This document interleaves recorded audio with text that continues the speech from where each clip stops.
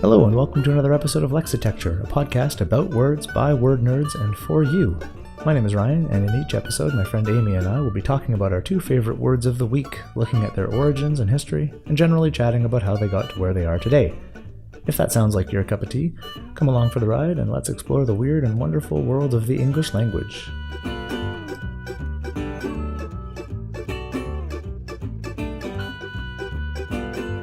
Today's episode, Cracking Nightmare. So, do you want to go first or will I go first? Why don't you go first this time? Okay. So, I had that whole thing that keeps sort of plaguing us. It certainly keeps plaguing me when it comes to deciding what to talk about for this podcast. That thing of, maybe this isn't interesting to anybody else. Yeah. Is this a good word? What makes it good? How do I make it interesting? What do I want to say about it? Have I done enough research? You know, all those kind of various self-doubts that you come up against when you're doing a little bit of research. And in fact, I will hold my hand up. I said to you that at the weekend I would put together a little stock of words so that if I was busy I would have something to talk about. Right. And I compiled a list of words, but was still a little bit behind with the research in them. Right. So I had put this word right at the top of my list. And then it was only today that I started to do the research properly to decide, is this etymologically interesting or not? And the answer to that question is both yes and no. Because I cannot find the etymology of this particular usage of this word. I don't know where it has come from. I have various theories about where it may have come from, none of which I can corroborate with evidence. So really, I have failed in my task of finding a word to talk about its etymology. But it's been such an interesting failure that I thought I would talk about that instead. Absolutely. So the word that I wish to talk about tonight is cracking. C-R-A-C-K-I-N-G. It's a delightfully British word. If you're using it in the sense that I am assuming you are. The sense that I'm looking at, the adjective, the definition given by the good old OED is very good, especially at a specified activity or in a specified role. The examples that are given is... Oh, I'm looking at the wrong one. Oh, hold on. I will explain that in just a moment.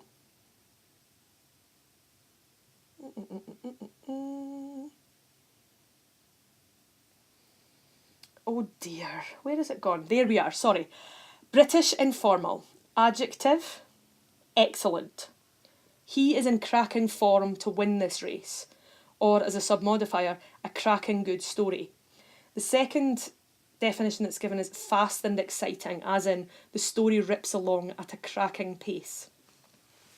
Now, one of the reasons that I like this word so much is that I use it often, and it always makes me think when I use it of a little Korean girl who I taught in Cheongju.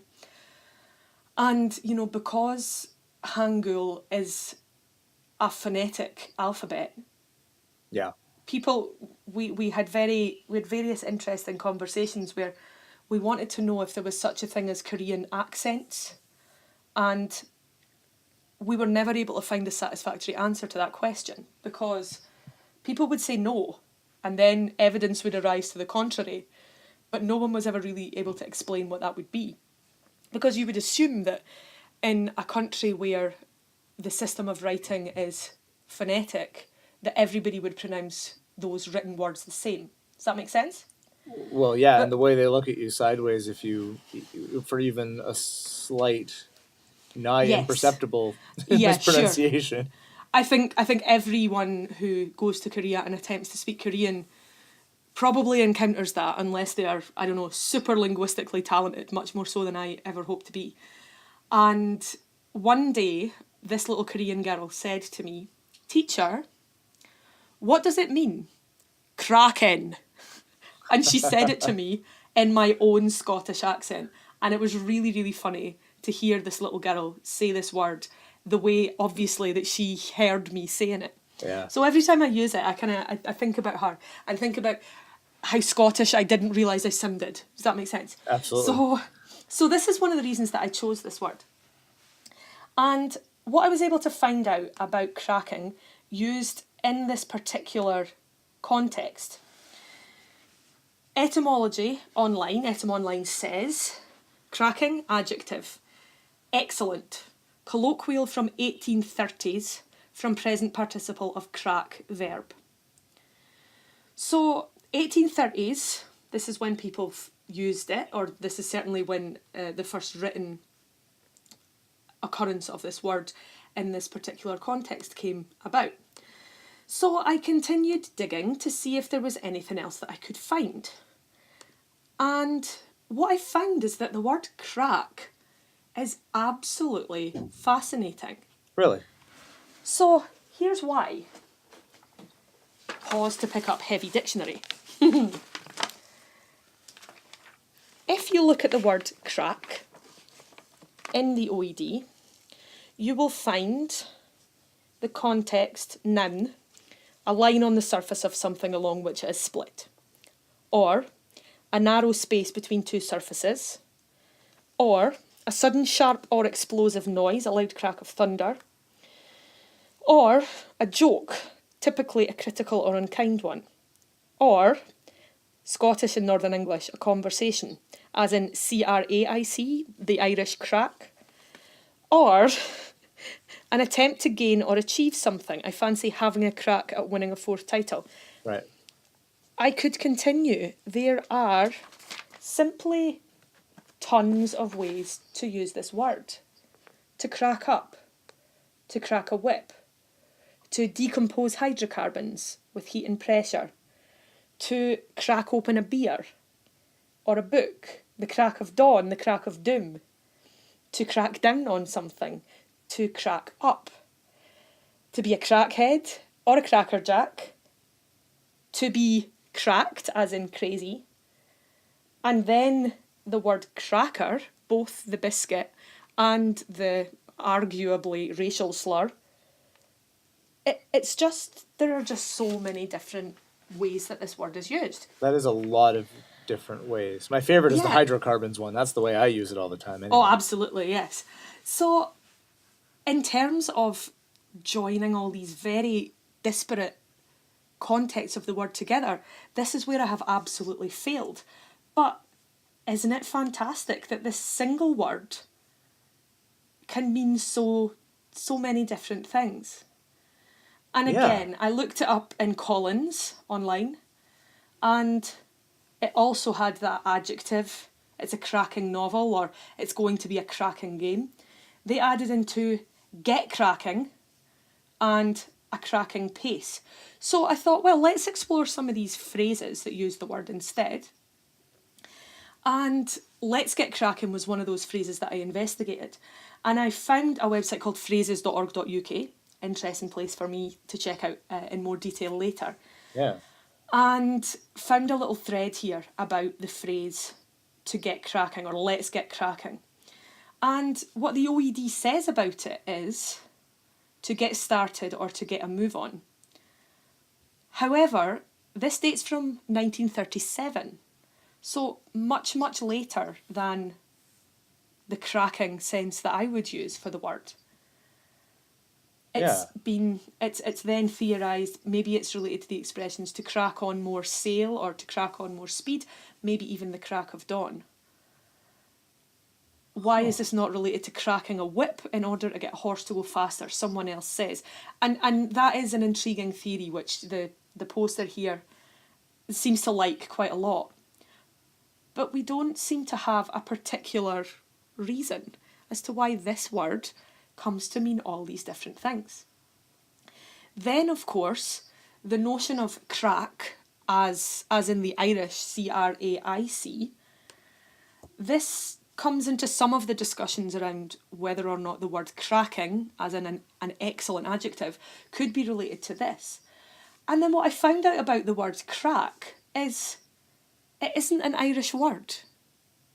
Oh. Now, I was under the impression, as I'm sure many other people will be, that the word crack is not just Irish, it is the most quintessentially Irish word you could possibly imagine.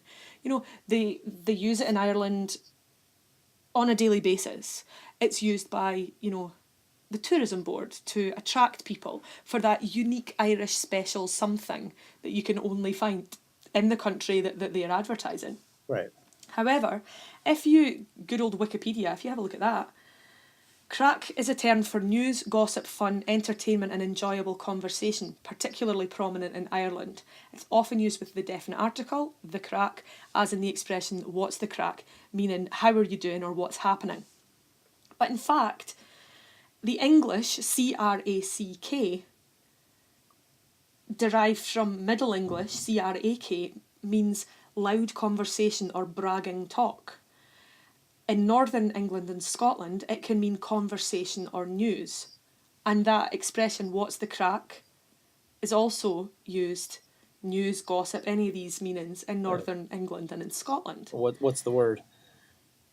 Crack, what's going on, basically. Yeah.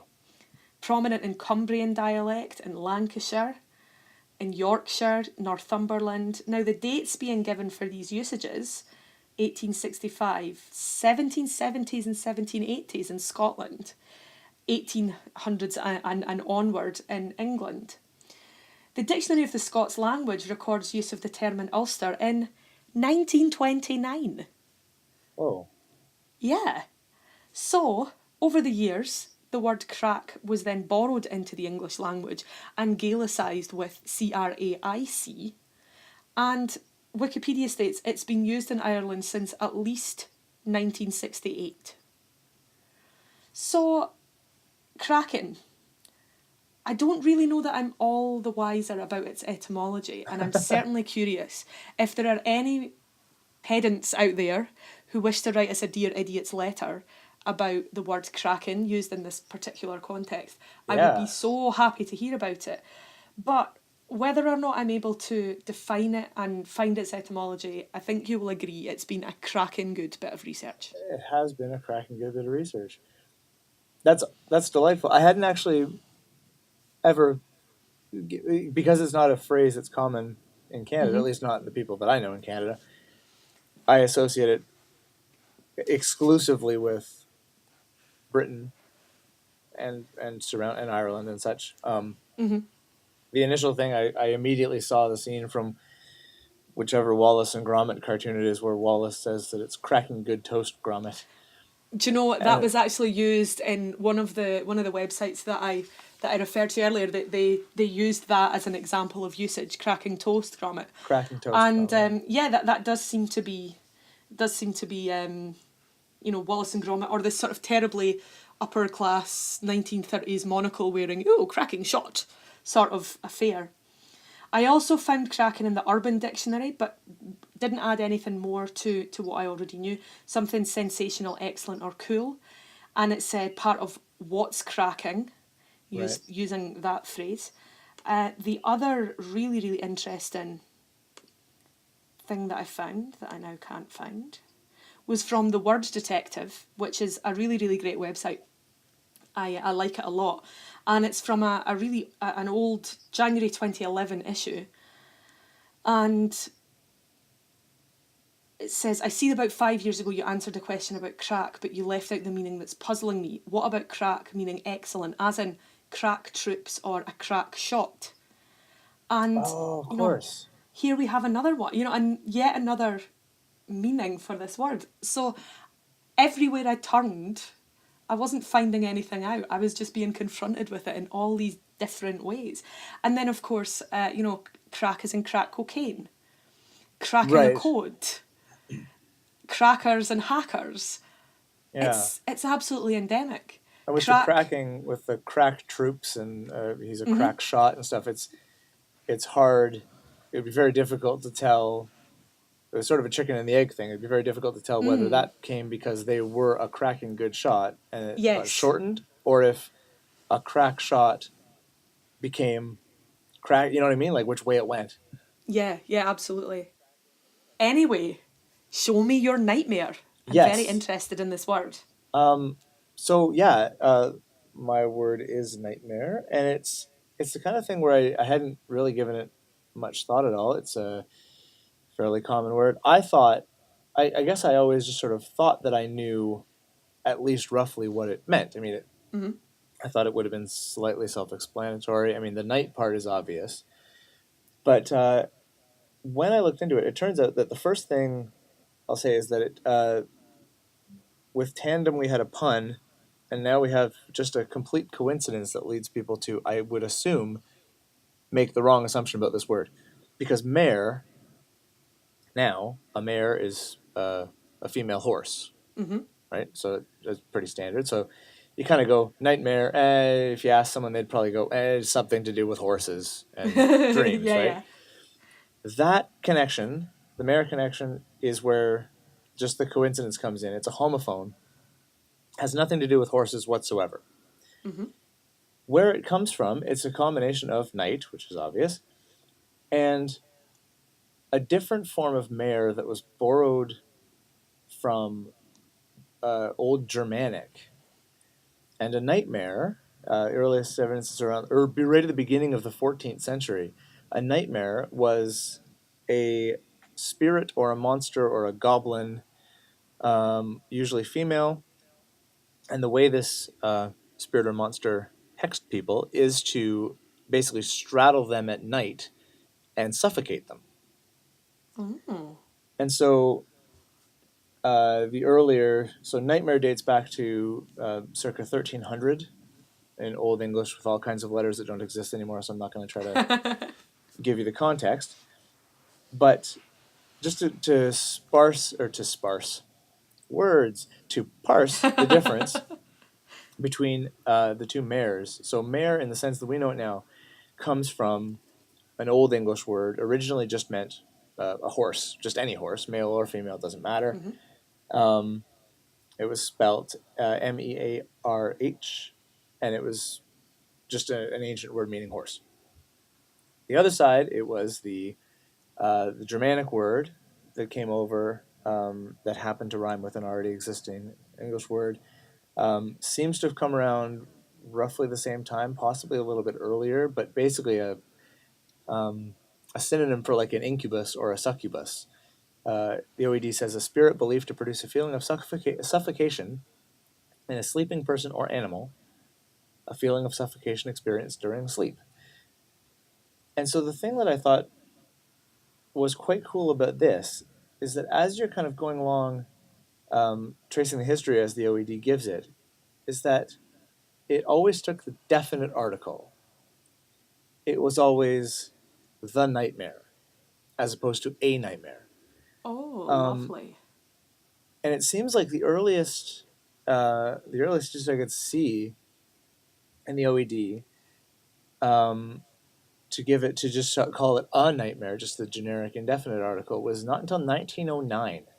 Oh, And wow. even as late as 1874, you would have nightmares, you would have it pluralized, but by and large, it was always the nightmare. The nightmares. Um, so in 1711, there's an example: Moll had been often brought before him for giving maids the nightmare. Mm. In 1826, I had the nightmare, in short, and no wonder. He stared at her like a man in the nightmare. So always the, very specific.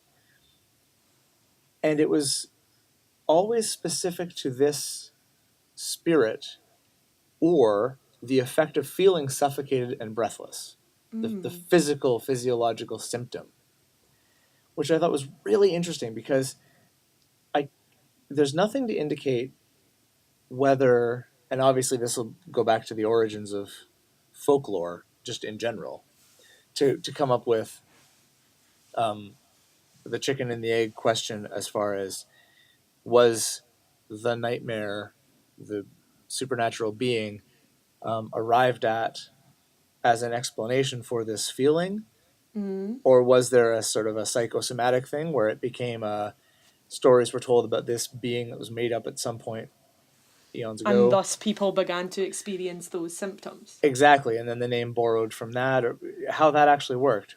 But the thing that really got me is that it's not until really late that it has anything to do with fear. Like we exclusively think nightmare now as something frightening or terrible. Like a scary dream is a nightmare, or at least distressing. At what point does it in any way come to be related to a dream? Well, it doesn't seem to be like it basically almost in the late 1800s. It seems to be. So there's an 1874 usage where it says from I believe it's a journal, some sort of serial from the late 19th century. It says that he is above all things a dreamer, and his dreams resemble nightmares.